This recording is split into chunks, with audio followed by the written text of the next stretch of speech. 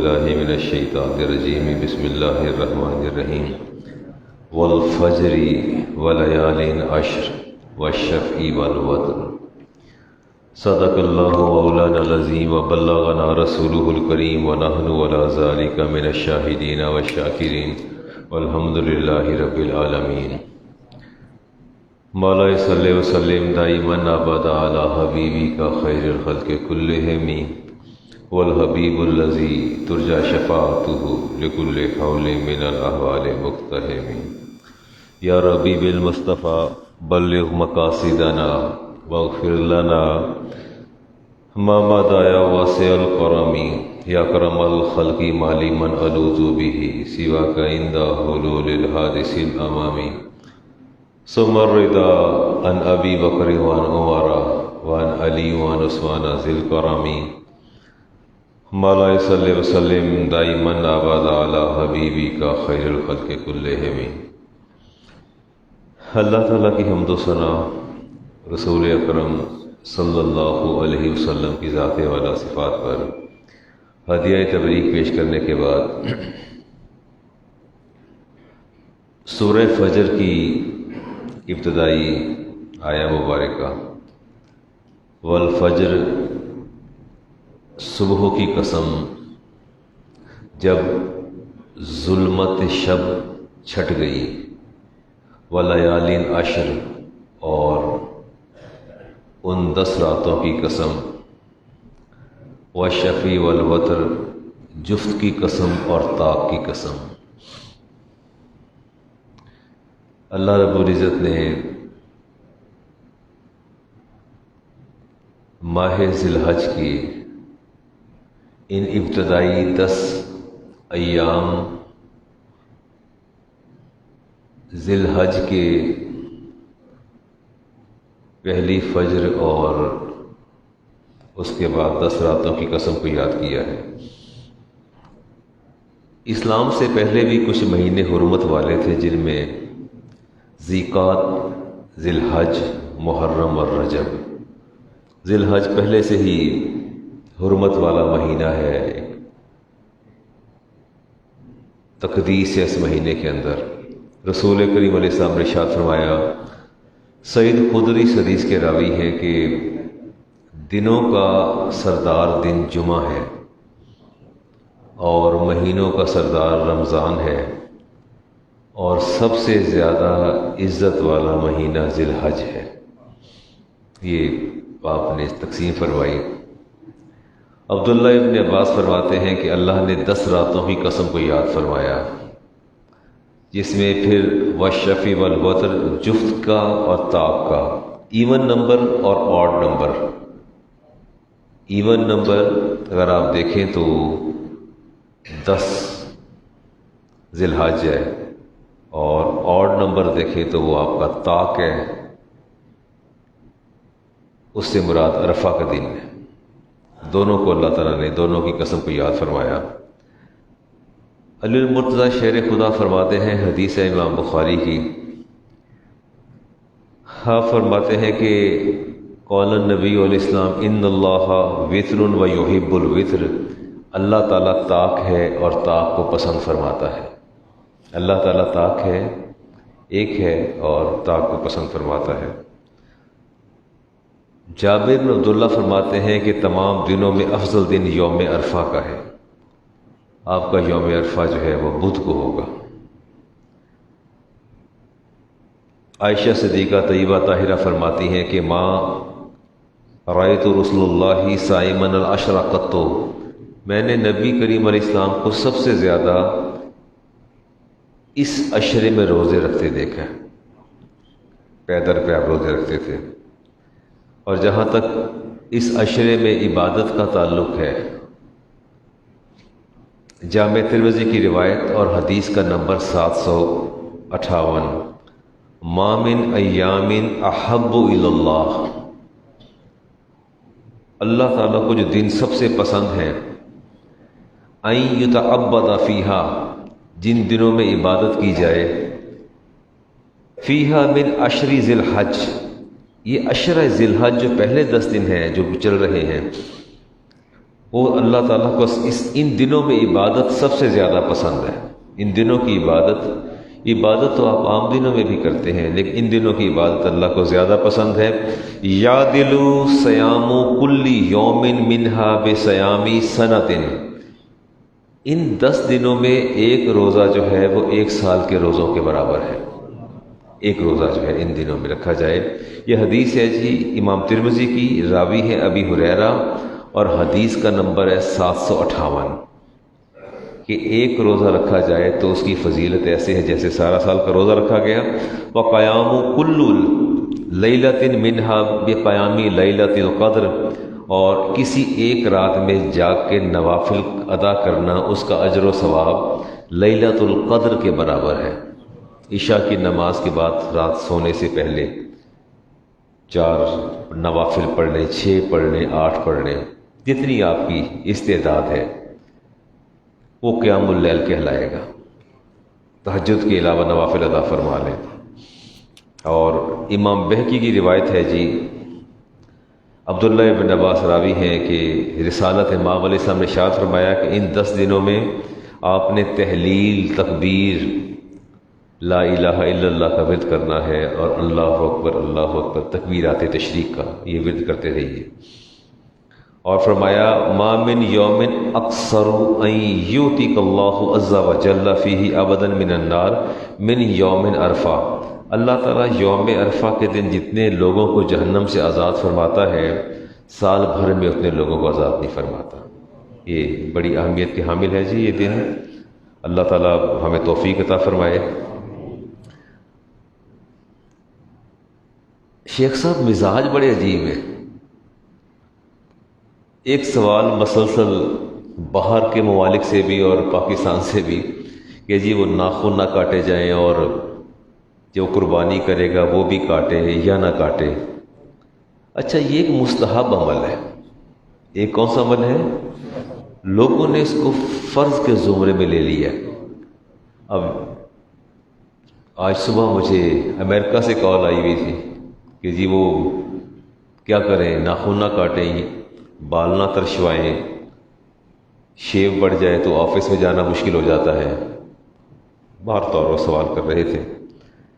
امام مسلم کی حدیث ہے، اور حدیث کا نمبر ہے 5234۔ فلا یاخذن، ایک جز ہے حدیث کا، یاخذن شعرا ولا یکلمن ظفرا، بال، مونچھیں، انڈر شیو، انڈر آرم، اس کو سٹاپ کر دیں 10 دن کے لیے۔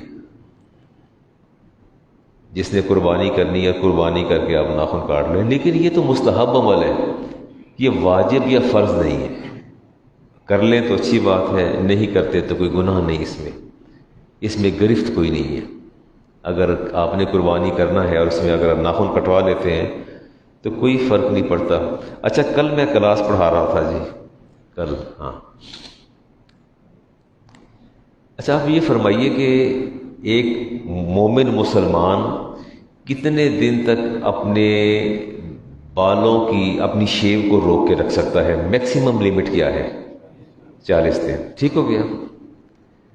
اچھا، ہوا یہ کہ کسی مجبوری کے تحت آپ کو یہ بات بڑے غور سے سننی ہے، 31 دن گزر گئے، آپ نے کہا یار 40 سے پہلے کر لوں گا، سفر میں تھے، نہیں موقع ملا، آپ انڈر شیو نہیں کر سکے، انڈر آرم شیو نہیں کر سکے، ناخن نہیں کاٹ سکے، کہتے ہیں جاتا ہوں پاکستان کر لوں گا، یا جو بھی سمجھتے ہیں۔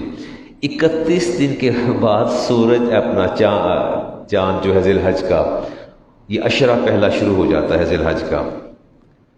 اب آپ مجھے بتائیے کہ 2 طرح کی صورت پیدا ہو گئی۔ 31 میں 10 جمع کریں گے تو کتنا ہو جائے گا؟ 41۔ وہ 40 سے ایکسیڈ کر جائے گا۔ آپ کو 40 دن کے اندر اپنے بال ترشوانے ہیں، انڈر شیپ کرنی ہے، انڈر آرم شیپ کرنی ہے، آپ کو ناخن وغیرہ جو کرنے ہیں۔ اب آپ کیا کریں گے؟ کیا کرنا چاہیے؟ اب ادھر یہ حدیث موجود ہے کہ لا یاخذن شعرا و یکلمن ظفرا، ناخن نہیں کاٹنے اور بال نہیں ترشوانے۔ اب کیا کریں گے آپ؟ اگر آپ اس حدیث پر عمل کرتے ہیں تو 41 دن گزر جائیں گے، 40 کی فگر جو ہے وہ افیکٹ ہوتی ہے۔ اب یہاں ہم دیکھیں گے اس میں فرض کہاں کیا ہے اور مستحب کیا ہے۔ فرض ہے 40 دن سے پہلے پہلے جو ہے آپ کو اپنے بال جو ہے وہ ترشوانے ہیں، ختم کرنے ہیں۔ اب priority and preference should be obligatory, جو آپ کی مینڈیٹری چیز ہے اس کو آپ ترجیح دیں گے۔ آپ ناخن بھی کاٹ لیں گے، بال بھی کاٹیں گے، کیونکہ وہ مستحب عمل ہے، اور فرض جو ہے 40 دن سے پہلے وہ ایکسیڈ کر جاتا ہے۔ میں کہتا ہوں آپ مستحب کے پیچھے اتنا بھاگتے ہیں، فرائض کو نظر انداز کیوں کرتے ہیں؟ مستحبات کو لے کے ہم آگے چل پڑتے ہیں۔ امام بخاری کی حدیث لیتے ہیں جی 969، عبداللہ ابن عباس اس کے راوی ہیں جی، ما من ایام العمل الصالح فیہن احب الی اللہ من هذه الایام العشر۔ اس عشرے میں اللہ تعالیٰ کو عبادت و ریاضت بہت زیادہ پسند ہے۔ کسی نے پوچھا یا رسول اللہ ولا الجہاد فی سبیل اللہ، کیا اللہ کو جہاد سے بھی زیادہ اس میں عبادت پسند ہے؟ قال ولا الجہاد فی سبیل اللہ الا رجل خرج بنفسہ ومالہ فلم یرجع من ذلک بشیء۔ فرمایا ان دنوں میں عبادت اللہ کو جہاد سے زیادہ پسند ہے سوائے اس بندے کے جہاد کے جو مال اور جان لے کے نکلا میدان میں اور شہید ہو گیا، اس سے زیادہ نہیں۔ لیکن باقی جتنے لوگوں نے جہاد کیا واپس لوٹے، ان سے زیادہ افضل ان 10 دنوں میں عبادت ہے۔ تکبیرات پڑھتے رہا کریں، نوافل پڑھ لیں، قرآن کریم کی تلاوت کر لیں، روٹین سے ہٹ کے جو ہے وہ اپنا عبادت کیا کریں۔ نبی کریم علیہ السلام انہ یصوم 9 فی ایام ذی الحج، آپ ایام ذی الحج میں 9 دن روزے رکھا کرتے تھے۔ کتنے دن؟ اور یوم عاشورہ و ثلاثۃ، اور عاشورہ کے دن روزہ رکھتے آپ محرم میں، و ثلاثۃ ایام من کل شہر، اور ہر مہینے میں 3 دن ایام 20 کے روزے آپ رکھا کرتے تھے۔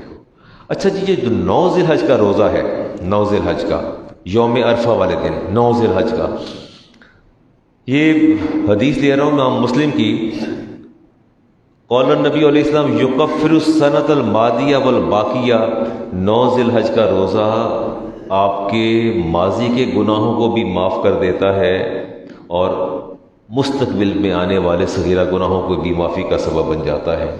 9 ذی الحج کا روزہ ٹھیک ہو گیا جی۔ اچھا اب یہ بتائیے کہ کچھ لوگوں کا سٹیمنا ہے کہ وہ روزے 9 کے 9 رکھ لیتے ہیں اور کچھ نہیں رکھتے۔ بعض آج جیسے موسم کی شدت ہے، اب روزہ 1 رکھا جائے گا یا 2 رکھے جائیں گے؟ روزہ 1 9 کا رکھا جائے گا یا 8 کا ساتھ ملایا جائے گا یا 10 کا ملایا جائے گا جس دن آپ نے قربانی کرنی ہے؟ 10 کا نہیں کرنا، چلے 10 کا نہیں کرنا، چلے ٹھیک ہو گیا۔ پھر ساتھ کیا شامل کریں گے؟ تو عید کو کون روزہ رکھتا ہے؟ شیطان، شیطانی عمل ہے۔ عید الاضحیٰ اور عید الفطر کے دن، بلکہ عید الاضحیٰ کی اور 3 دن آگے، 3 دن آگے 10 ذی الحج، 11 ذی الحج، 12 اور 13، اس میں آپ روزہ نہیں رکھیں گے، اس میں روزہ آپ نہیں رکھیں گے۔ چاند رات، چلے حدیث پاک میں آتا ہے، صدیقہ کائنات فرماتی ہے کہ اللہ تعالیٰ نے رحمت کو 4 راتوں میں سمیٹ دیا، لیلۃ الاضحیٰ والفطر والنصف من شعبان ولیلۃ العرفہ، عرفہ کی رات ہو، نصف شعبان کی رات ہو، فطر کی رات ہو، عید الفطر کی رات ہو اور لیلۃ الاضحیٰ، اللہ نے ساری رحمتوں کو ان 4 راتوں میں سمیٹ دیا ہے۔ یہ کوئی مجھے بتا دیں گے لیلۃ الاضحیٰ اس سے کیا مراد ہے؟ کون سی رات؟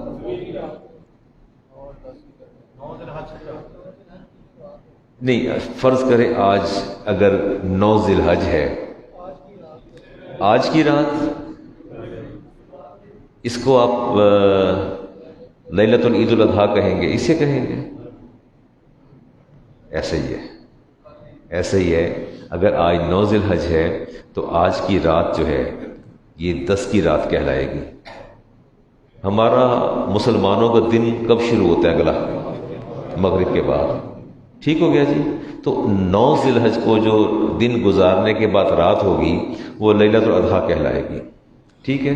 اگلی معاذ بن جبل کی روایت لیتے ہیں، من احیا اللیالی اربع وجبت لہ الجنہ، جس نے 4 راتوں کو زندہ کر لیا اس پر جنت واجب ہو گئی. آپ سے پوچھا گیا یا رسول اللہ یہ کون سی 4 راتیں؟ فرمایا لیلۃ الترویہ و لیلۃ العرفہ و لیلۃ النحر و لیلۃ الفطر. اب اس کو آپ مجھے سمجھا دیں جی. لیلۃ الترویہ، جس نے 4 راتوں کو زندہ کیا اس پر جنت واجب ہو گئی. زندہ کرنے کا مطلب ہے رات کا کچھ حصہ عبادت میں گزار لیں، ساری رات نہیں. اگر بہت مشکل ہے تو عشاء بھی باجماعت ادا کر لیں، فجر بھی باجماعت ادا کر لیں. حدیث پاک میں آتا ہے جس نے عشاء اور فجر باجماعت ادا کر لی اللہ اس کی پوری رات بھی عبادت میں شمار فرما لیتا ہے. کم از کم منیمم لیول پر چلے جائیں، بہت ہی منیمم لیول پر جائیں تو پتہ چل جائے ان ایام کے اندر آپ نے عشاء کی نماز بھی باجماعت ادا کرنی ہے اور فجر کی بھی باجماعت ادا کرنی ہے، اس میں آپ نے کوتاہی نہیں کرنی. اب یہ لیلۃ الترویہ سے کیا مراد دیں گے اور لیلۃ العرفہ کون سی ہوگی؟ یہ 4 راتوں جس نے زندہ کی اس پر جنت واجب ہو جائے گی. میں نے کہا میں آپ سے سیکھ لوں تھوڑا سا، کوئی ترویہ اور لیلۃ العرفہ. لیلۃ النحر کون سی ہے؟ 10 کی رات. تھوڑا مجھے سمجھا دیں، جو اصل میں یہ اس قدر اس کے اندر ابہام اور کوئی پیچیدگی ہے کہ بندہ ایزیلی انڈرسٹینڈ نہیں کر سکتا. اب آیا کہ جس نے 4 راتوں کو زندہ کیا اس پر جنت واجب ہو گئی، اس میں لیلۃ النحر ہے. یہ نحر کی رات کون سی ہے؟ قربانی کی رات کون سی ہے؟ 10 کی رات. کون سی 10 کی رات؟ یعنی آج اگر 10 ذی الحج ہے تو آج کی رات، یعنی یوں کہیے کہ جب یوم عرفہ 9 ذی الحج کو گزر جائے مغرب کے بعد 10 ذی الحج شروع ہو جائے گا. تو آپ مجھے یہ سمجھانا چاہتے ہیں کہ مولانا یوم عرفہ گزرنے کے بعد جو رات آئے گی وہ لیلۃ النحر ہوگی اور نیکسٹ ڈے 10 ذی الحج ہوگا. ایسے ہی ہے. چلے میں نے کہا آپ سے اصلاح لے لوں نا چیزیں کی. اور یہ لیلۃ العرفہ پھر کون سی ہوگی؟ اچھا لیلۃ العرفہ، چونکہ یہ 4 راتیں ایسی ہیں اگر زندہ کریں گے تو جنت واجب ہو جاتی ہے. اب لیلۃ العرفہ سے میں کیا مراد لوں گا؟ یعنی آج 9 اور آج کی رات، یا آج 8 کا دن گزر کے جو رات آئے گی وہ لیلۃ العرفہ ہوگی. 8 کا دن گزارنے کے بعد مغرب کے بعد جو وقت شروع ہو جائے گا وہ لیلۃ العرفہ ہے. تو گویا اس رات میں بھی اگر آپ چند نوافل پڑھ لیں تو جنت آپ پر واجب ہو جائے گی. ٹھیک ہو گیا جی. اور یہ لیلۃ الترویہ کون سی رات ہے جی؟ 7 کا دن گزر جائے گا اور جو رات آئے گی وہ لیلۃ الترویہ ہوگی. ٹھیک ہو گیا جی. آگے چلتے ہیں.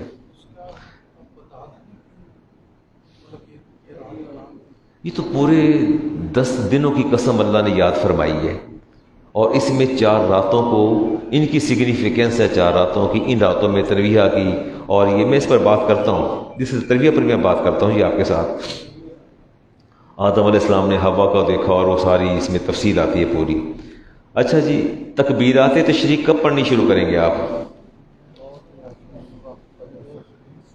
تکبیرات تشریق کب پڑھنا شروع کریں گے؟ عبداللہ ابن عمر جی فرماتے ہیں، امام بہقی کی حدیث ہے، یخرجان الی السوق فی ایام العشر یکبران و یکبر الناس بتکبیرہما.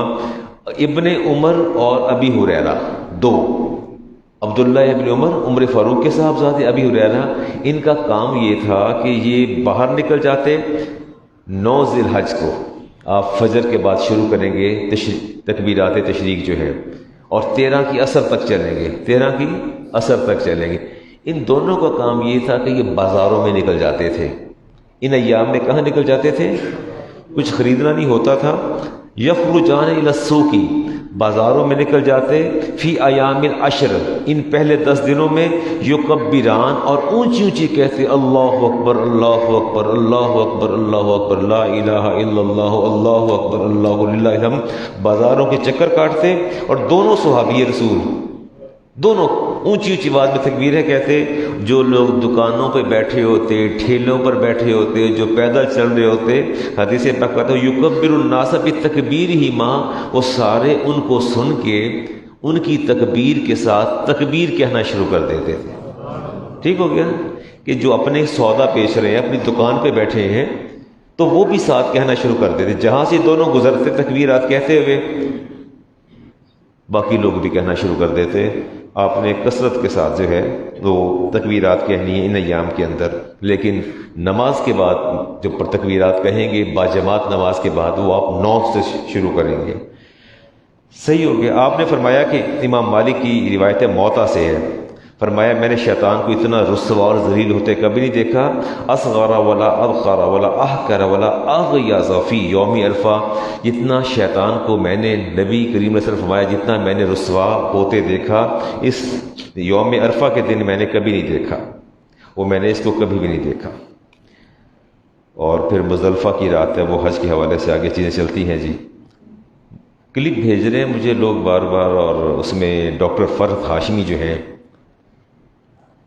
وہ ایک بات کا پرزور طریقے سے اصرار کر رہی ہیں، ایک حدیث کا حوالہ دیتی ہیں، اس حدیث کے حوالے سے وہ یہ ثابت کر رہی ہیں کہ اگر شیخ ریاض صاحب کا بیٹا بھی ارب پتی ہے، وہ خود بھی کروڑ ارب پتی آدمی ہے، بیگم بھی ہے، سارے کھاتے ارب پتی ہیں، ملین پرسن ہے سارے، شیخ صاحب کہتے ہیں میں نے ایک قربانی کر کے وہ میرے ابو بکر کی بھی ہو گئی، میری بیگم کی بھی ہو گئی، سب کی ہو گئی۔ میں اس پر آگے بات کرتا ہوں، آپ کی کیا رائے ہے؟ ایک گھر میں باپ بھی بزنس مین ہے، بیٹے بھی بزنس مین ہے، سب کے الگ الگ کاروبار ہیں، جوائنٹ فیملی ہے، وہ کہتے ہیں بابا آپ نے قربانی کر دی، ہماری سب کی ہو گئی، پھر وہ حدیث پڑھتی ہیں، حدیث پڑھنے کے بعد حوالہ دیتی ہیں کہ دیکھیں نبی کریم علیہ السلام نے جو ہے وہ ایک قربانی کی پوری امت کی طرف سے کی اور اپنے گھر والوں کی طرف سے کی۔ ایک حدیث کا حوالہ دے کے وہ ثابت کرنے کی کوشش کر رہی ہیں، پیچھے بیک گراؤنڈ میوزک ہے اور کتاب آتی ہے، جانور آ رہے ہیں، جو ویژول ایفیکٹس ہوتے ہیں وہ استعمال کرتی ہیں اور کہتی ہیں کہ جی قربانی گھر کا سربراہ کر لے، پورے بیگم بھی مالدار ہے، باپ بھی مالدار ہے، ارب پتی، فیکٹری اونرز ہیں، انڈسٹریلسٹ ہیں، بیٹے بھی ہیں۔ میں جب سوال مجھ سے کسی نے کیا تو میں نے کہا کہ وہ کہتے ہیں جی باپ نے قربانی کر لی تو سب کی قربانی ہو گئی۔ میں کہتا ہوں کہ پھر باپ سے کہیں وہ اپنی زکوٰۃ دے دے، ہم تو زکوٰۃ نہیں دیتے، ہم سب کی ہو گئی۔ باپ سے کہیں نماز پڑھ لے، 5 پڑھ لو، ہماری سب کی ہو گئی۔ بڑی بات ہے، یہ دین کو تماشا بنا دیے، دین کو تماشا بنا دیے۔ ایسا ممکن ہے کہ گھر کا بیگم کے پاس 70 تولے سونا ہے، بینک بیلنس الگ ہے، اکاؤنٹ میں پیسے، سارا کچھ ان کے پاس ہے، وہ میاں اگر زکوٰۃ دے دے تو بیگم کی ہو جائے گی، بیٹوں کی بھی ہو جائے گی۔ بڑی بات ہے۔ عبادات میں جو بدنی اور مالی عبادت ہے، میں کبھی کبھی بچوں سے بہت جب طبیعت خراب ہوتی ہے نا تو بچے میرے پاس بیٹھے ہوتے ہیں، اتنے بچے تو نہیں ہیں، اس طرح کے بچے بیٹھے ہیں، یہ 2 جو شاگرد میرے سامنے بیٹھے ہوئے ہیں، بڑے ہیلدی گائز، یہ بیٹھے ہوتے ہیں، مجھ سے اٹھا نہیں جاتا، ہمت نہیں ہوتی نا، تو میں کہتا ہوں بیٹے سنبھلتی ہے تو میں نماز پڑھتا ہوں، تو کبھی میں مذاق میں کہتا ہوں بیٹا آج آپ کو مجھ سے محبت ہے؟ کہتے ہیں تو میں کہ آج ایسا نہیں کہ نماز میری جگہ آپ ادا کر لیں۔ اب بچے ہنس پڑتے ہیں، کہتے ہیں استاد جی ایسا تو نہیں ہو سکتا، نماز تو آپ کو خود ادا کرنا ہوگی۔ مذاق کرتا ہوں بچوں سے، جب طبیعت ناساز ہو دل لگی کرتا ہوں بچوں کے ساتھ، تو کیا ایسا ممکن نہیں کہ والد صاحب گھر میں اگر نمازیں ادا کرتے چلے جائیں تو آپ سب کی ادا ہو جائیں؟ نہیں، ایسا نہیں ہو سکتا، نہیں ہو سکتا۔ تو پھر قربانی بابا کر لیں، اور آپ جو یہ فراری اور کیا کیا کروڑوں اربوں کی گاڑیاں اور یہ بزنس لے کے بیٹھے ہیں، آپ پر قربانی واجب نہیں ہے۔ اللہ کی پناہ مانگے، اللہ کی پناہ مانگے۔ لوگوں کے دلوں میں گھر کر رہے ہیں۔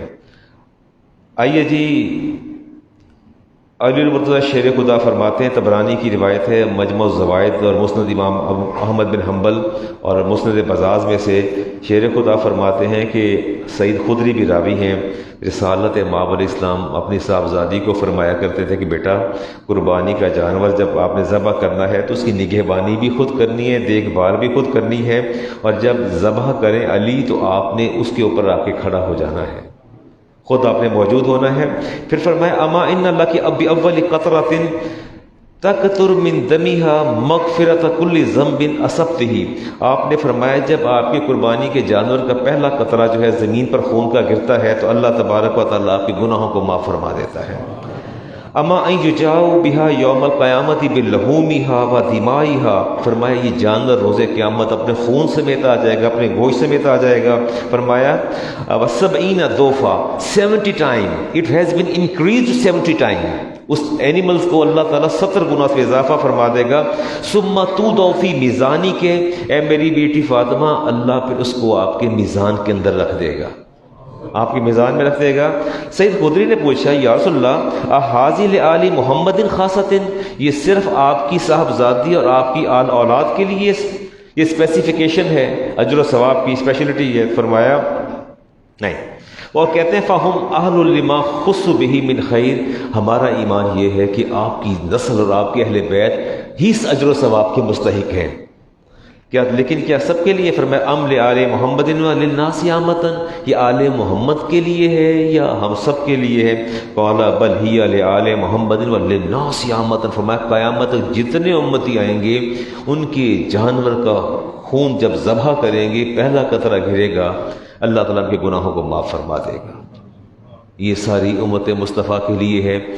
تو نبی کریم علیہ السلام نے یہ تو نہیں فرمایا کہ بیٹی میں قربانی کر رہا ہوں، حسن کی بھی ہو گئی، حسین کی بھی ہو گئی، آپ کی بھی ہو گئی، آپ کی ماں عائشہ کی بھی ہو گئی، اور ماریہ قبطیہ کی بھی، ان کی بھی ہو گئی، حضرت سودا کی بھی ہو گئی، حضرت حفصہ کی بھی ہو گئی، سب کی ہو گئی قربانی۔ آپ نے یہ تو نہیں فرمایا الگ الگ جانور ذبح کیے ہیں۔ تو نتیجہ کیا نکلا؟ قربانی الگ الگ کرنی ہے یا ایک ہی کریں گے؟ پیغام میرا پہنچا دیجیے گا، جہاں تک آپ کی آواز جائے پیغام دے دیجیے گا کہ ٹھیک نہیں ہے۔ 2 حدیث اور لیتا ہوں جی، راویہ ہیں عائشہ صدیقہ طیبہ طاہرہ، مصنف عبد الرزاق سے، دہو وطیبوا بہا انفسکم، آپ نے فرمایا قربانی کیا کرو اور اپنی طہارت حاصل کرو، پاکیزہ ہو جاؤ۔ اور یا ایھا الناس دہو، اے لوگوں قربانی کیا کرو، من کان لہو ساتن، ابن ماجہ کی روایت ہے جی، لسن کیئرفلی، من کانا لہو ساتن، ساتن کہتے ہیں وسعت کا ہونا، کیپیسٹی کا ہونا۔ فرمایا جس میرے امتی کی کیپیسٹی ہے، استعداد ہے، فرمایا من کانا لہو ساتن، جس کے پاس وسعت ہے، کشادگی ہے، فرمایا ولم یضحی، اور وہ قربانی نہیں کرتا، فلا یقربن مصلانا، اس پر پابندی عائد کی جاتی ہے کہ وہ ہمارے پیچھے نماز پڑھنے بھی نہ آئے، ہم اس کی نمازیں میرے پیچھے نماز نہ پڑھے، کہ اس کو اللہ نے پیسہ دیا ہے، رزق دیا ہے، اس کے باوجود وہ قربانی نہیں کرتا۔ تو فرمایا ہماری عبادت گاہوں کے نزدیک نہ آئے، ہماری مساجد میں نہ آیا کرے، ہمارے مصلوں پر نہ آیا کرے۔ ٹھیک ہو گیا جی۔ اگلی حدیث امام ترمذی کی، اور حدیث کا نمبر ہے 1507۔ اقام رسول اللہ بالمدینہ 10 سنین، نبی کریم علیہ السلام مدینہ میں 10 سال آپ نے قیام فرمایا۔ کتنا فرمایا قیام؟ 10 سال فرمایا۔ یضحی کل سنۃ، اور آپ نے ہر سال قربانی کی ہے۔ آپ نے کیا کی؟ اسٹے کتنا تھا مدینہ میں آپ کا؟ 10 سال تھا، اور ہر سال قربانی کی ہے۔ اور آپ نے فرمایا، امام ترمذی کی روایت اور حدیث کا نمبر 1493، من ضحی طیبۃ بہا نفسہ، فرمایا جس کسی نے خوش دلی سے قربانی کی، لأضحیہ کانت لہو حجابا من النار، اس کی قربانی جو ہے اس کے اور جہنم کے درمیان کیا بن جائے گی؟ حجاب بن جائے گی۔ کیا بنے گی جی؟ میں حجاب بن جائے گی۔ 2 حدیث اور لے رہا ہوں جی۔ امام مسلم کی روایت ہے، صدیقہ کائنات فرماتی ہیں جی، جب بھی قربانی کرنی ہوتی تو میں چھری خود تیز کر کے لاتی تھی، چھری خود تیز کر کے لاتی تھی۔ اور آپ نے فرمایا اللہم تقبل من محمد و آل محمد، آپ جانور ذبح فرماتے کہتے یا اللہ یہ میری طرف سے ہے اور میری آل کی طرف سے ہے، ومن امتی محمد، اور یہ میری ساری امت کی طرف سے ہے۔ کس کی طرف سے ہے؟ امت کے۔ اور پھر اللہم حاضی انی امن لم یدہ من امتی، یا اللہ یہ جانور میں نے جو ذبح کیا ہے، قربانی کی ہے، قیامت تک جتنے لوگ میرے امتی آئیں گے قربانی نہیں کر سکیں گے، یہ ان کی طرف سے بھی ہے۔ یہ میرا پنکھا بند کروا دیجئے گا، یا آپ نے اس کو سوئچ آن کر دیا، اس کو بند کیجئے گا اسے۔ اگلی حدیث لیتے ہیں جی. آپ سے سوال کیا گیا کہ آپ کی آل سے کیا مراد ہے. کس سے کیا مراد ہے؟ آل سے کیا مراد ہے؟ فرمایا کل تقی آلی، فرمایا قیامت تک ہر آنے والا میرا امتی جو صالح ہوگا، نیک ہوگا، وہ میری آل میں سے ہوگا.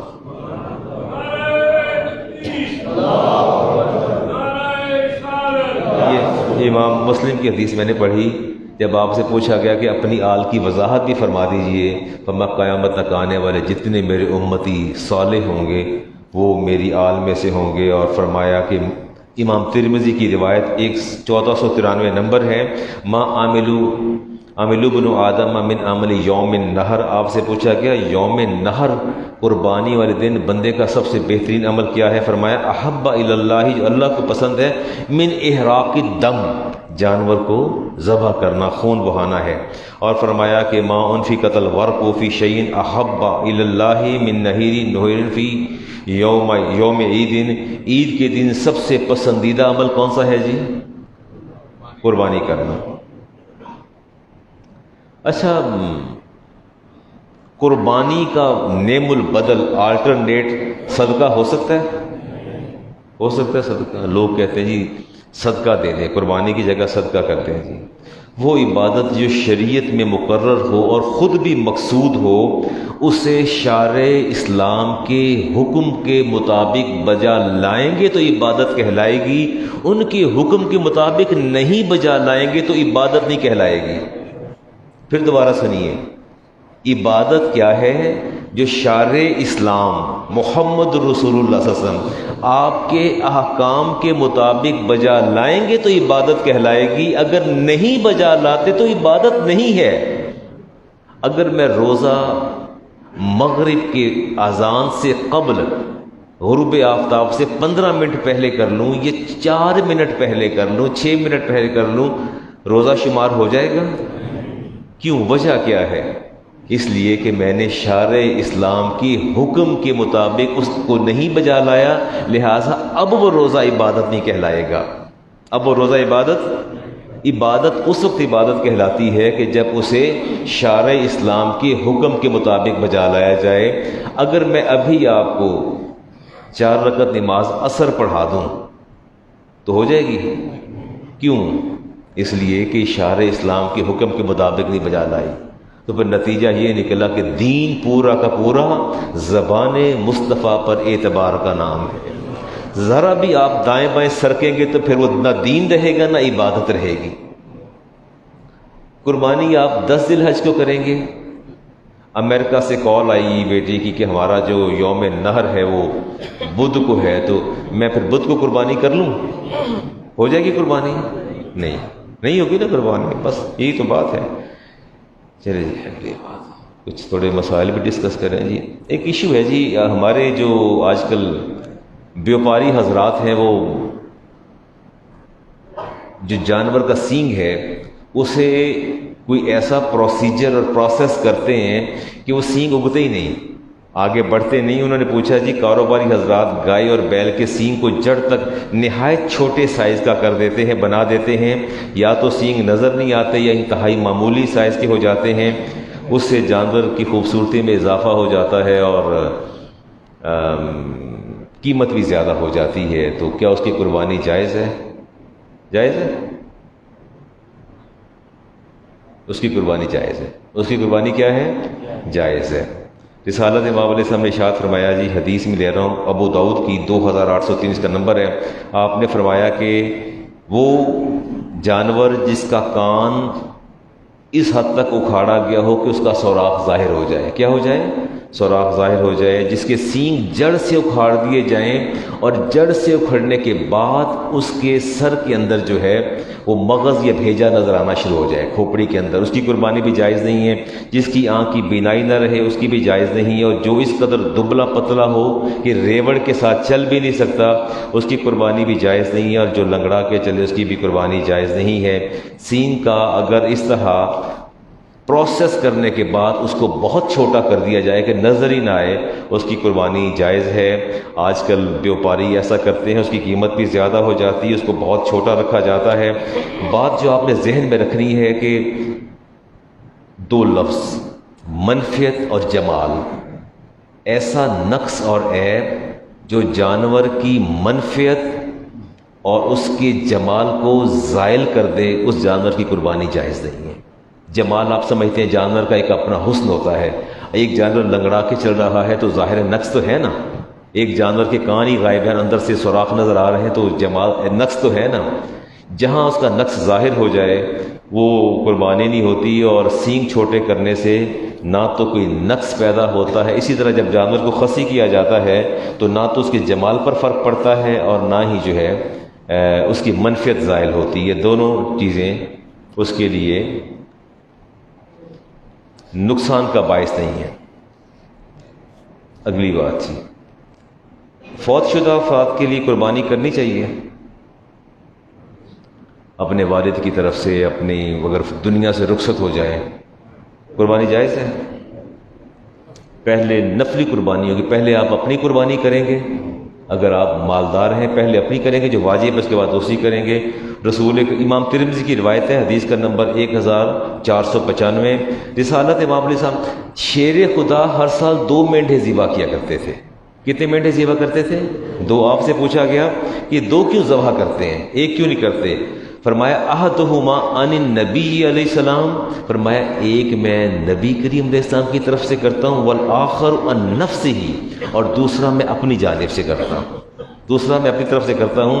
فقیل لہ، آپ سے پوچھا گیا تو آپ نے فرمایا فقال امرنی بہ یعنی نبی، مجھے نبی کریم علیہ السلام نے حکم دیا، فلا ادعہ ابدا، آپ نے حکم دیا تھا کہ علی جب تک زندہ رہو ایک قربانی جب اپنی واجب ہوگی کرو گے تو ایک میری بھی کر دینا۔ ایک تو فرماتے ہیں کہ میں نے ساری زندگی وہ قربانی نہیں چھوڑی، ساری زندگی قربانی میں نے نہیں چھوڑی، تو آپ ہمیشہ قربانی کیا کرتے تھے، ایک اپنی اور ایک رسالت امام علیہ السلام کی طرف سے قربانی کیا کرتے تھے۔ اور حدیث دیکھتے ہیں جی، ملا علی قاری لکھتے ہیں جی، آپ فرماتے ہیں کہ آپ نے فرمایا اللہم حاضی انی و امن لم یدہ من امتی، یا اللہ یہ جو میں جانور ذبح کر رہا ہوں یہ میری ساری امت کی طرف سے ہے، جن کے پاس پیسے نہیں اور قربانی نہیں کر سکتے، میری قربانی کو میری پوری امت کے لیے قبول فرما لینا۔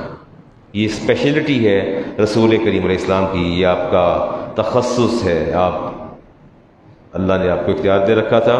اور ملا علی قاری کہتے ہیں وہ رحمۃ للعالمین، آپ رحمۃ للعالمین ہیں، وشارکہ آلہ و امتہ، آپ نے ساری امت کو بھی شامل فرما لیا اور آپ نے جو ہے وہ اپنی آل کو بھی شامل فرما لیا۔ اچھا اگلی حدیث دیکھتے ہیں جی، قربانی کا نصاب کیا ہے جی؟ قربانی کے لیے پیسے سارا سال ہونا نہیں، کتنے دن پیسے آ جائیں تو، یعنی آپ مجھے یہ کہنا چاہتے ہیں، یہ فرما رہے ہیں کہ علامہ صاحب اگر 10، 11، 12 ذی الحج کو مغرب تک اگر اتنے پیسے آ جائیں کہ آپ 52.5 تولے چاندی خرید سکیں تو قربانی آپ پر کیا ہے؟ واجب ہے، یہ قربانی کا نصاب ہے۔ ٹھیک ہو گیا جی؟ ایک قربانی سب کی طرف سے نہیں ہوگی، اور اگر گھر کا جو سربراہ ہے وہ سب کی طرف سے قربانی کر لے تو قربانی نہیں ہوگی۔ چلیے بس اوقات ایسا ہوتا ہے کہ والد جاتے ہیں، جانے کے بعد خود ہی جانور خرید کے لے آتے ہیں، یہ بڑے بیٹے کا، یہ درمیان کہتے بابا ہمارا بھی لے آئیے گا، تو کیا وہ قربانی ہو جائے گی؟ اگر آپ میں سے کوئی صاحب جائے، محمود قریشی صاحب اپنا بھی بکرا لے آئیں، اپنے 2 بیٹوں کا بھی لے لیں، اپنی بہو کا بھی لے لیں، پوتے کا بھی لے لیں، سارے صاحب نصاب ہیں، وہ لے آئیں اور قربانی کر لیں تو قربانی ہو جائے گی۔ اس میں ایک باریک نقطہ یہ ہے کہ یہ پہلے ان سے اجازت لیں گے کہ بیٹا میں بکرا لینے جا رہا ہوں، آپ کا بھی لے آؤں؟ اگر اجازت دیں، کیونکہ اس کے لیے نیت عبادت، اور عبادت کے لیے نیت شرط ہے۔ روزہ عبادت ہے، اور اگر آپ صبح اٹھ کے نیت نہ کریں اور افطاری پر بیٹھ جائیں میرا روزہ ہو گیا، روزہ ہو جائے گا؟ نیت شرط ہے۔ اگر آپ نے نماز ادا کی، آپ سے پوچھا جائے کون سی نماز پڑھی ہے، تو یار بس جیڑی پڑھ لی جیڑی پڑھی پڑھ چھڑی میں، تو ہو جائے گی نماز۔ آپ کو مینشن کرنا پڑے گا کہ میں نے یہ ظہر کی نماز کی، میں نے جمعہ کی ادا کی ہے۔ عبادت کے لیے نیت جو ہے وہ شرط ہے۔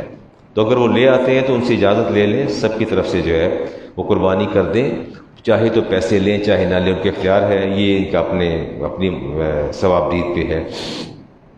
یہ تول کے بھی جانور ملتے ہیں، تول کے جانور ملتے ہیں، تول کے، ٹھیک ہے، اگر تول کے مل جائیں تو اچھی بات ہے، اس میں حرج نہیں ہے، جانور لینے میں حرج نہیں ہے۔ اللہ تعالیٰ آپ کو ہمت دے تو رسالت امام علیہ السلام کی طرف سے قربانی ضرور کیجیے گا، اگر کوئی شادگی ہو تو، اگر کیا ہو کوئی شادگی ہو تو قربانی ضرور کیجیے گا۔ میں نے لاسٹ جمعہ کو آپ کو کہا تھا کہ، بلکہ ابھی میں محمود قریشی صاحب سے بات کر رہا تھا، ان کے صاحبزادے انگلینڈ میں ہوتے ہیں، اور ہم دونوں بھائی اس بات پر بحث کر رہے تھے کہ جی ان کی قربانی کرنی ہے پاکستان کے اندر۔ انگلینڈ میں انہوں نے فرمایا کہ یوم نہر جو ہے وہ بدھ کو شروع ہو جائے گا۔ تو آپ بتائیے کہ عمران ان کے صاحبزادے ہیں، ان کے جانور کو بدھ کو ذبح کروں یا جمعرات کو؟ لیکن ان کی بدھ کو عید ہے، ان کی بدھ کو عید ہے، انگلینڈ کے اندر یو کے میں بدھ کو عید ہے۔ اب ان کا پریکٹیکلی میں نے کہا نا چیز آ گئی، اب ان کے جانور کو کب ذبح کیا جائے؟ جمعرات کو۔ تو کیا جمعرات کو اگر میں ذبح کروں ان کے جانور کو تو کیا ان کی قربانی ہو جائے گی؟ جو کہ وہ بطور وکیل کام کر رہے ہیں، وہ ان کے وکیل ہیں، ایجنسی کے طور پہ وہ کام کر رہے ہیں اپنے بیٹے کی طرف سے، تو ہو جائے گی قربانی، ٹھیک ہے۔ اور اگر میں، ہماری یہ جمعرات، جمعہ اور ہفتہ 3 دن ہو گئے ہمارے، ان کے کیا ہے؟ بدھ، جمعرات، جمعہ۔ ہفتہ ہماری عید کا دن ہوگا، ہفتہ ہمارے ایام نہر میں ہے، اور اگر میں ان کا جانور ہفتے کو ذبح کر دوں تو نہیں ہوگا۔ تو گویا آپ نے مجھے یہ پیغام دیا کہ مولانا مذبوح عنہ کہاں ہے ڈزنٹ میٹر، یہ آپ نے نہیں دیکھنا، بلکہ آپ نے جگہ کا اعتبار کرنا ہے۔ جس جگہ پر آپ موجود ہیں، جانور موجود ہے، اور جس جگہ پر وہ موجود ہیں، ان دونوں کے اندر تطبیق جو ہے وہ ضروری ہے کہ ان کے بھی ایام نہر ہوں اور ہمارے بھی ایام نہر ہوں۔ میرا خیال ہے کہ اے سی وغیرہ بند تو نہیں ہو گئے، چل رہے ہیں، چلے، آج جلدی بات ختم کر دوں گا۔ یہ آسٹریلوی گائے کی قربانی ہو جاتی ہے، اب اس پر میں بحث نہیں کرتا۔ یہ آسٹریلوی گائے پر ایک الزام ہے جی، اس کا مادہ تولید جو ہے وہ حرام ہے، اور حرام مادہ تولید سے جو ہے وہ اس کی گروتھ اور افزائش نسل ہوتی ہے۔ اب یہ ایک لمبی فقہی بحث ہے۔ آپ یہ بتائیے، اگر بھیڑیا اور بکری کا ملاپ ہو اور جو جانور وجود میں آئے، جانور ہمیشہ ماں کے تابع ہوتا ہے، بڑی لمبی فقہی بحث ہے۔ کہنا مولانا کلاس پڑھاتے ہیں، ہمیں بھی پڑھانا شروع کر دی ہے۔ تو بات یہ ہے کہ جو جانور پیدا ہوگا اس کی قربانی بھی جائز ہے، اس کی قربانی بھی جائز ہے۔ اب یہ لمبی بحث میں آپ کو نہیں ڈالنا چاہتا، میں بات کو سمیٹتا ہوں، کوشش کرتے ہیں 2 بجے جماعت کر لیں۔ یہ ایک سوال تھا جی آپ سے، Is it necessary upon whoever has arranged a qurbani to fast on the day of Eid al-Adha? Is it necessary to observe the fast on the day of Eid al-Adha? عید الاضحیٰ کے دن آپ نے قربانی کرنی ہے اور روزہ رکھ لیں، روزہ۔ یہ تو ہمارے بڑے لوگ روزہ رکھتے ہیں، خود کہ میں نے سنا اپنے کانوں سے قصابوں کو ڈانٹ رہے ہوتے ہیں کہ میں روزہ کھول لیں، تیرے نا ٹائم سی 10 بجے تو 2 بجے آ بڑے ہیں، میں روزہ کھولنا سی۔ تو یہ ہوتا ہے، کیا آپ سمجھتے ہیں؟ And when the قربانی has been performed, one must open the fast، اور جو ہی قربانی کا جانور ہو جائے، کلیجی آ جائے، then you are ready to open your fast۔ لے آؤ، 3:30 بجے کلیجی پک گئی، لے آؤ میں روزہ کھول رہا ہوں۔ What a nonsense and stupidity۔ پتہ نہیں روزہ کس چیز کا روزہ ہے۔ It is forbidden to observe the fast on the day of Eid al-Adha and Eid al-Fitr۔ عید الاضحیٰ کے دن یا فطر میں روزہ رکھنا کیا ہے منع۔ اینڈ the 3 more days، آپ کی عید الاضحیٰ کے جو اگلے 3 دن ہیں، you are not allowed to observe the fast، آپ روزہ نہیں رکھ سکتے۔ روزے کے لیے قرآن میں کوئی کنڈیشن ہے؟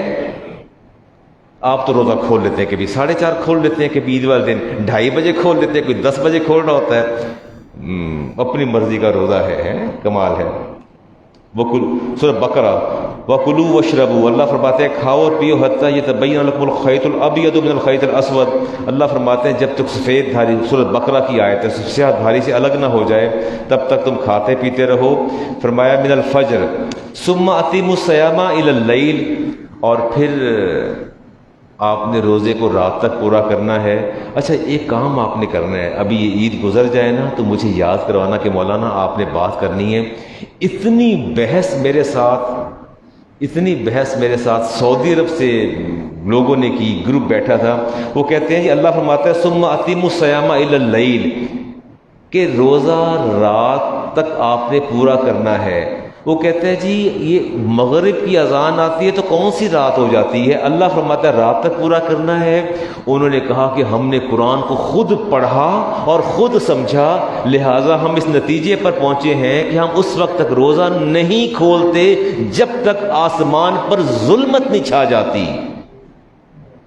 یہ ابھی ایک ہفتہ پہلے کی بات ہے، کانفرنس کال تھی، کہتے شیخ صاحب ہم روزہ نہیں کھولتے کیونکہ اللہ نے یہ فرمایا ہے اتموا الصیام الی اللیل، کہ رات تک روزے کو پورا کرو، تو ہم نہیں کھولتے اذان مغرب پر، ہم 20-25 منٹ بعد کھولتے ہیں جب آسمان پر تاریکی چھا جاتی ہے، کیونکہ اللہ تعالیٰ فرماتے ہیں کہ رات تک روزہ پورا کرو، تو گویا یہ سارے مسلمان غلط کام کر رہے ہیں۔ اور میں کہ تمہیں قرآن سمجھ آ گیا ہے گھر بیٹھے بیٹھے، ہماری داڑھیاں سفید ہو گئیں اور گھٹنے ہمارے نشان زدہ ہو گئے، صفوں پر ہم نے رگڑ رگڑ کے پوری زندگی دین پڑھا، نہ عقل آئی حرمین والوں کو کہ اذان کے ساتھ روزہ نہیں کھولنا، نہ عقل آئی پوری اسلامی دنیا کو عقل آئی، تمہیں عقل آ گئی کہ روزہ میں نے رات کو 20-25 منٹ بعد کھولنا ہے مغرب کے بعد۔ تو میں نے اسے کہا کہ دین جو ہے وہ شرع اسلام کی ہدایت پر عمل کرنا ہے، ایسے ہی ہے نا۔ پھر میں نے انہیں دلائل اور مثالیں دی۔ تو یہ روزہ کوئی نہیں ہے، یہ ذہن میں رکھیے گا کہ عید کے دن کوئی روزہ نہیں ہوتا۔ اچھا جی، یہ دوندا کیا ہوتا ہے؟ دوندا کوئی دوندا کسے کہتے ہیں؟ سامنے دو دانت ٹوٹے ہوں، اور اگر جانور آپ نے خود گھر پالا دانت نہیں ٹوٹے تو کیا سال کا ہو گیا تو کیا کریں گے؟ گائے 2 سال کی ہوگی، بکرا سال کا ہو گیا۔ ابھی وہ مجھے فیاض صاحب بتا رہے تھے، میں نے کہا فیاض صاحب قربانی کرنا ہے اپنے؟ کہتے علامہ صاحب میں تو اللہ نے اعزاز بخشا ہے، میں تو اپنے جانور گھر میں پالتا ہوں، پورا سال ان کی خدمت کرتا ہوں اور پھر قربان کرتا ہوں۔ فیاض صاحب کے جانوروں کے اگلے 2 دانت نہیں ٹوٹے، وہ دوندے نہیں ہوئے، تو قربانی ہو جائے گی ان کی؟ کیا خیال ہے؟ ہو جائے گی؟ کیوں؟ یہ گھر میں جو آپ کا بچہ پیدا ہوتا ہے اس کے آپ دانت گنتے ہیں یا اس کی عمر گنتے ہیں؟ کیا خیال ہے؟ سال ہی دیکھے جاتے ہیں نا، ڈیوریشن دیکھی جاتی ہے، قربانی ہو جائے گی۔ گھر میں اگر آپ کا جانور ہے، اور بیوپاری کی بات کا اعتبار نہیں کرنا چاہیے، اگر کوئی اپنا بہت ہی اچھا آپ کا جاننے والا بیوپاری ہے تو اس کی بات کا اعتبار کر لیں، وگرنہ اس کا اعتبار نہ کریں۔ ٹھیک ہو گیا۔ یہ مسلمان عورت، اگر یہ عورت قربانی کر سکتی ہے، ذبح کر سکتی ہے، عورت ذبح کر سکتی ہے، اور if she is in condition of periods then she is allowed to slaughter, to sacrifice the sacrificial animal. Is she allowed? عورت قربانی کر سکتی ہے، ذبح کر سکتی ہے، نہیں کر سکتی؟ اور اس پر ترا یہ کہ ایام معمولہ میں ہے اور پھر وہ جانور ذبح کر دے تو کیا کرنا ہے؟ یہودی پتہ کیا کرتے ہیں؟ عورت جب ان دنوں میں اس کے ایام معمولہ شروع ہوتے ہیں، اس کے ہاتھ میں کھانا نہیں کھاتے، اس کو قریب نہیں آنے دیتے، پلیٹ یا کھانا ڈال کے چھڑی سے آگے دھکیل دیتے ہیں۔ ایسا نہیں ہے۔ سیدہ عائشہ صدیقہ طیبہ طاہرہ رضی اللہ تعالی عنہا رسالت مآب علیہ السلام نے فرمایا کہ عائشہ ہمارے سر میں ہلکا سا درد ہے، آپ تھوڑا تیل تو لگا دیجئے، تو آپ چپ کر کے کھڑے نہیں۔ فرمایا ہم نے آپ سے کہا کہ سر میں تیل تو لگا دے، پھر خاموش ہیں۔ پھر فرمایا ہم نے آپ سے کچھ کہا ہے کہ یا رسول اللہ میں نہیں لگا سکتی، کیوں؟ کہتی میں ایام معمولہ سے گزر رہی۔ فرمایا کیا یہ پیریڈز آپ کے ہاتھوں میں آ گئے؟ فرمایا آئیے تشریف لائیے۔ کھانا بھی تناول فرماتے تھے۔ قربانی ہو جاتی ہے عورت کے ہاتھ کی۔ ابو موسیٰ اشعری کی صاحبزادیاں خود قربانی کیا کرتی تھیں، خود قربانی دیہات کی عورتیں بھی کرتی ہیں، بلکہ میں نے اس حدیث کو بھی دیکھا ہے کہ رسالت مآب علیہ السلام کے صحابی تھے اور وہ خاتون بکریاں چرا رہی تھی اور ایک بکری کی حالت خراب ہوئی، انہوں نے نوک دار پتھر پکڑا اور بکری کو ذبح کر دیا، اور ذبح کرنے کے بعد وہ گوشت جو تھا وہ پھر مالک کو اپنے دے دیا۔ تو انہوں نے پھر نبی کریم سے پوچھا، یا رسول اللہ یہ ہماری بکریاں چرانے والی نے اس کو ذبح کیا ہے، تو فرمایا خود بھی کھاؤ، گھر والوں کو بھی کھلاؤ، یہ تمہارے لیے جائز اور حلال ہے۔ ٹھیک ہو گیا جی؟ عورت قربانی کر سکتی ہے نا؟ اب آپ نے کبھی نہیں کہنا نہیں کر سکتی، اور ایون دیٹ کہ اگر ایسے ایام میں ہوگی تو بھی قربانی جو ہے وہ کر سکتی ہے۔ اچھا یہ کتنے بندے شامل ہو سکتے ہیں جی قربانی کے اندر، گائے کے اندر؟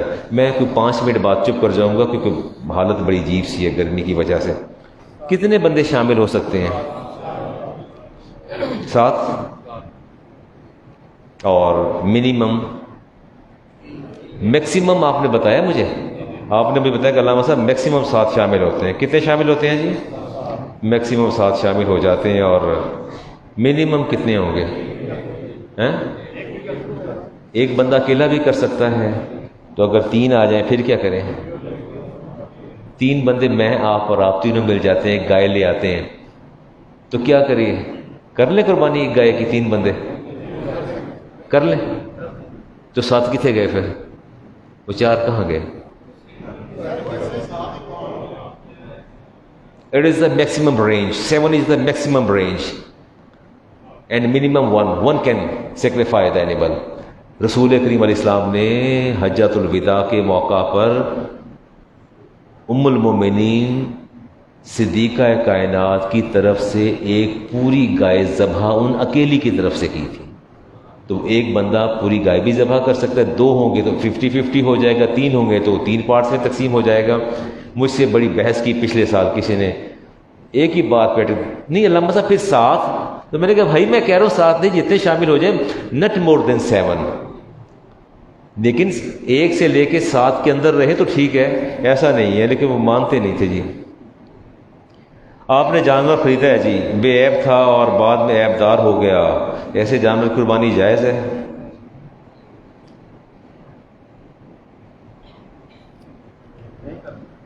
دو کنڈیشنز ہیں۔ آپ اس کو ذبح کرنے لگے ہیں، آپ نے اسے مقام میں ذبح جہاں سلاٹر ہاؤس ہے آپ کا، جو جگہ آپ نے منتخب کی ہے، اگر تڑپا گرا اور عیب پیدا ہو گیا، that will not be considered, وہ عیب شمار نہیں ہوگا۔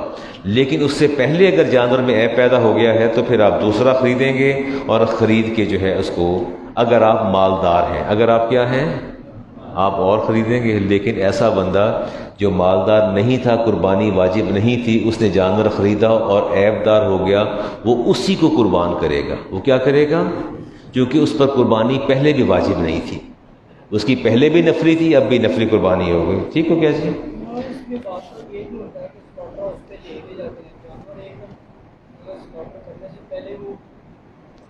جانور تڑپتا ہے، گرتا ہے، بھاگ جاتا ہے، اس کنڈیشن میں آپ اس کی قربانی کریں گے۔ اگر سلاٹرڈ ہاؤس میں اینیمل جانور چلا گیا ہے، چلیں جی اگر آپ یہ دیکھیں کہ جانور جو ہے بھاگ کھڑا ہوا ہے، تو آپ کیا کریں گے؟ بسم اللہ اللہ اکبر پڑھ کے کوئی نیزہ یا کوئی چیز پھینکیں گے، چاقو یا چھری پھینکیں گے، دور سے پھینک دیں گے، جو اس کو لگ جائے، اس کے بعد اسے ذبح کر لیجیے۔ اگر وہ ٹھیک نہیں ہے، سم ٹائم تو بے ہوش بھی کرتے ہیں، انکانشیس کر کے جانور کرتے ہیں، وہ طریقہ ٹھیک نہیں ہے، وہ مناسب نہیں ہے، اس میں پتہ نہیں بس اوقات جانور کے مرنے کا اندیشہ بھی ہوتا ہے۔ یہ عقیقہ، اچھا یہ حقیقہ ہے یا عقیقہ ہے؟ وہ مجھے سوال آتے ہیں تو اس میں حقیقہ لکھا ہوتا ہے، ہاں سے لکھا ہوتا ہے، عقیقہ ہے اس کو حقیقہ لکھ دیا جاتا ہے، عقیقہ ہوتا ہے۔ یہ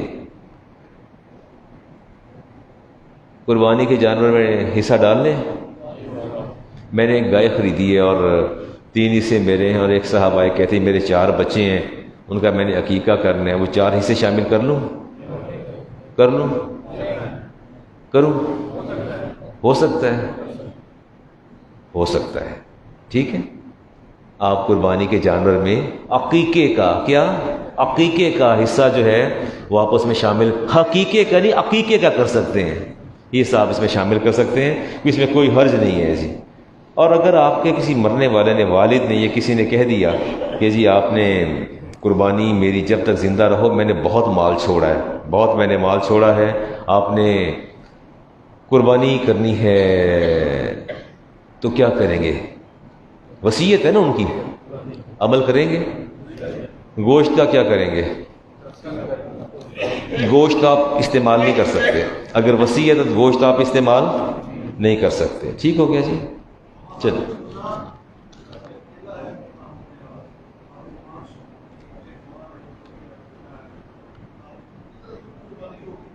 نہیں، آپ نے دیکھیں، میں نے یہ بات کہی کہ آپ قربانی صاحب نصاب پر واجب ہے۔ کس پر واجب ہے؟ اگر آپ سمجھتے ہیں کہ آپ کی اولاد صاحب نصاب ہے تو پھر آپ قربانی کریں، ان سے پیسے لیں۔ اچھا، ایک اور مسئلہ ہے، بیگم کے پاس 18 تولے سونا ہے، 20 تولے سونا ہے، پر کیش ان ہینڈ نہیں ہے، کیش ان ہینڈ اس کے پاس نہیں ہے، تو لوگ پوچھتے ہیں علامہ صاحب اس کا کیا حل ہے؟ تو اس کا حل تو یہی ہے کہ یا تو کوئی سونا تھوڑا سا بیچ دے، اور قربانی تو واجب ہے نا اس پر، یا پھر ایسا کریں آپ اس کو ہیبہ کر دیں، گفٹ کر دیں پیسے۔ اس سے پوچھ لیں کہ بیگم کہیں تو میں آپ کا بکرا لے آؤں۔ اگر آپ ان سے پوچھ کے اپنے پیسوں سے ان کا بکرا لے آتے ہیں، ان کے پاس کیش ان ہینڈ نہیں، تو کم از کم 3 مہینے آپ کے اچھے گزر جائیں گے، گھر کے اندر کوئی خرابی نہیں ہوگی، یہ فائدہ، اس کے اثرات آپ کو 3 مہینے تک گھر میں نظر آئیں گے، چوتھے مہینے پھر دوبارہ روٹین پر آپ لوگ آ جائیں گے، تو اس میں کر لیں تو کوئی حرج نہیں ہے۔ ہاں، یس جی، نہیں، وہ جو شرعی ذبح کرنے کا طریقہ ہے، 4 رگیں ہوتی ہیں، 3 کا کٹنا ضروری ہوتا ہے، 4 رگیں ہوتی ہیں، 3 کا کٹنا ضروری ہوتا ہے۔ ایسا لکھا جی، ہمارے حاجی منصف صاحب اور جناب ہماری ایڈمنسٹریشن ہے، انہوں نے پیغام بھیجا شیخ اخلاق صاحب نے کہ صف بندی کے لیے مناسب اعلان کریں کہ جب سنت نماز کی ادائیگی اور اذان کے لیے وقفہ ہوتا ہے، اور میری طرف سے اعلان بھی کیا جاتا ہے، مہربانی فرما کر فرض نماز والی صف بندی کر لیا کریں۔ بات سمجھ میں آئی؟ تو فرما رہے ہیں کہ جب سنتیں ادا کرنی ہیں تو آپ نے صف بندی ویسے کرنا ہے جیسے آپ فرض نماز کے لیے کرتے ہیں، اس سے سپیس لے کر آتی ہے، اور جو لوگ بعد میں آ کے صفوں میں آگے آتے ہیں، مہربانی فرما کر ان کو بھی آداب مسجد بتائیں۔ رسول کریم علیہ السلام نے ارشاد فرمایا کہ جس میں یہ حدیث کو 38-39 سال سے پڑھا رہا ہوں، امام بخاری کی حدیث، آپ نے فرمایا کہ جس نے جمعہ کے دن اچھا غسل کیا، کیا کیا؟ اچھی طہارت حاصل کی۔ کون سی طہارت؟ اچھی طہارت کون سی ہوتی ہے؟ اچھی طہارت کون سی ہے؟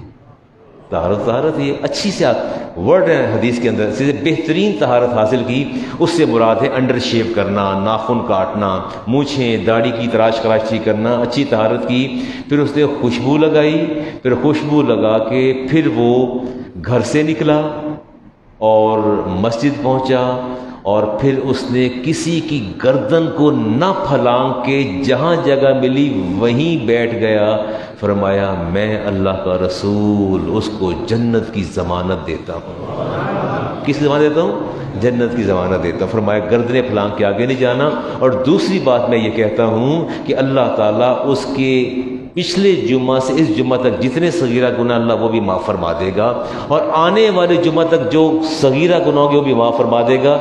گردنیں نہ پھلانگا کریں۔ آپ نے فرمایا کہ اگر ان کو پتہ چل جائے کہ نمازی کے آگے سے گزرنا اور گردنیں پھلانگنا کتنا بڑا گناہ ہے، تو یہ 100 سال انتظار کرتے رہیں اور کبھی نمازی کے نہ آگے سے گزرے نہ ان کی گردن کو پھلانگیں۔ اور اگر آنا ہی ہے کہ بہت مجبوری ہے، میں پیچھے سے آ جاتا ہوں، مجھے آگے آنا ہے، تو پھر میں آپ سے ریکویسٹ کروں گا، آہستہ آہستہ کے کندھوں پہ ہاتھ رکھوں گا، انتظار کروں گا، جب آپ مجھے سپیس دیں گے تو میں مرحلہ وار قدم بڑھاتا آگے آ جاؤں گا، اگر جہاں جگہ ملے وہاں بیٹھ جائیے۔ عید الاضحیٰ کی نماز انشاءاللہ 7 بجے ہوگی۔ کتنے بجے ہوگی جی؟